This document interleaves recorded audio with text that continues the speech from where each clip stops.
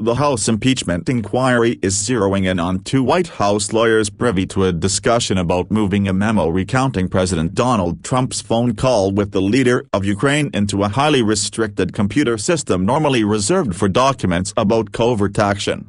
Deepening their reach into the West Wing, impeachment investigators have summoned former National Security Advisor John Bolton to testify next week, but they also are seeking testimony of two other political appointees: John Eisenberg, the lead lawyer for the National Security Council, and Michael Ellis, a senior associate counsel to the president. The impeachment inquiry is investigating Trump's call in which he asked Ukrainian President Volodymyr Zelensky for a favor, one that alarmed at least two White House staffers who listened in on the July 25 call. Trump asked Zelensky to investigate Democrats in the 2016 election and former Vice President Joe Biden, a potential 2020 rival, as the Trump administration held up millions of dollars in military aid for the Eastern European ally confronting Russian aggression.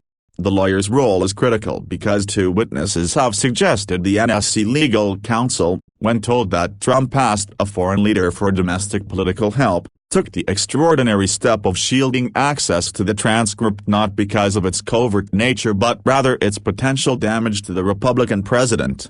Trump has repeatedly stressed that he knew people were listening in on the call, holding that out as proof that he never would have said anything inappropriate, but the subsequent effort to lock down the rough transcript suggests some people in the White House viewed the president's conversation as problematic.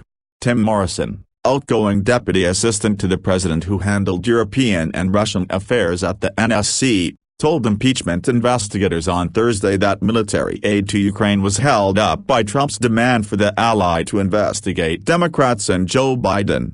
Morrison testified that he was not concerned that anything illegal was discussed on the July 25 call, but he said that after listening to what Trump said he promptly asked the NSC legal advisor to review it. Lieutenant Col. Alexander Vindman, a Ukraine expert at the NSC, had the same reaction. He and Morrison were both in the Situation Room in the basement of the West Wing listening in on Trump's conversation with Zelensky. Vindman told impeachment investigators that he was alarmed by what he heard, grabbed his notes from the call and went to see Eisenberg. "I did not think it was proper to demand that a foreign government investigate a U.S. citizen, and I was worried about the implications for the U.S. government's support of Ukraine," Vindman said. Vindman said Eisenberg, who's known inside and outside the White House as a meticulous, deliberate lawyer, suggested moving the document that recounted the call to a restricted computer server for highly classified materials.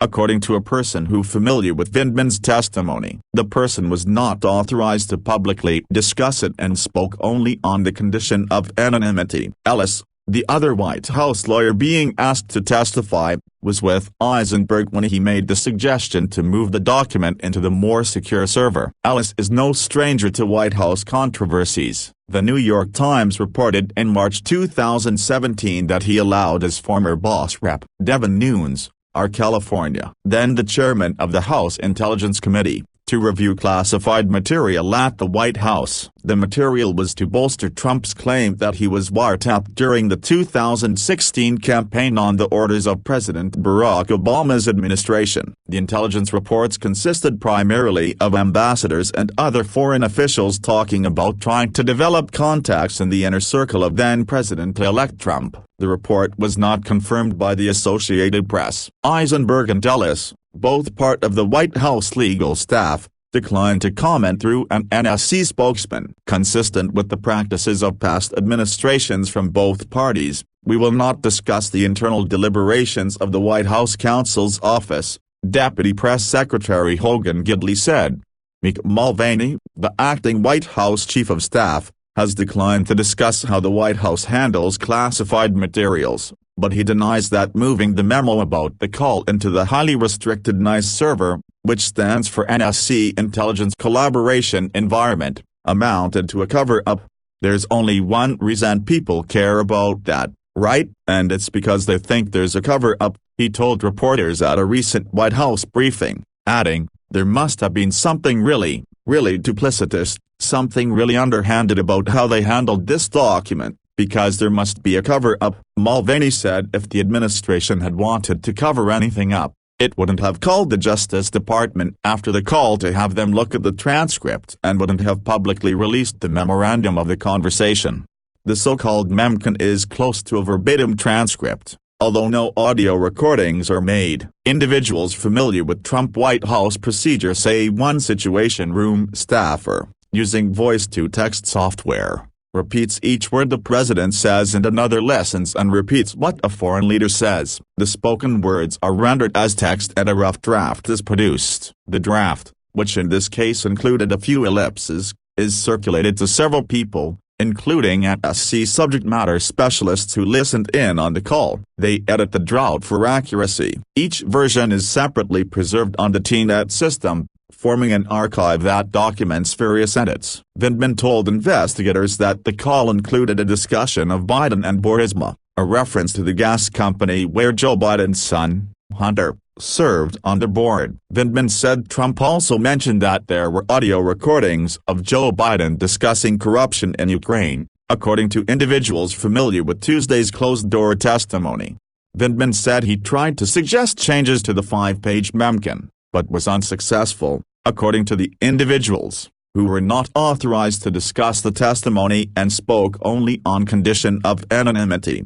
White House Press Secretary Stephanie Grisham pushed back on Thursday, saying Vindman never suggested filling in any words at any points where ellipses appear in the transcript. She added that because Vindman testified behind closed doors, the White House cannot confirm whether or not Lieutenant Cole Vindman himself made any such false claim. Like most presidential calls with foreign leaders, the Trump-Zelensky call was put into the TNet system where certain individuals are granted permission to read it based on their need to know, according to two individuals with direct knowledge of the system. NSC officials working on African issues, for example, would not routinely have been given access to the Ukraine call. Taking it off TNet would involve system specialists, according to the individuals, who were not authorized to discuss the systems publicly and spoke only on condition of anonymity. They would have to identify every person who accessed the document and then wipe any trace of the memcan off the TNet server. After that,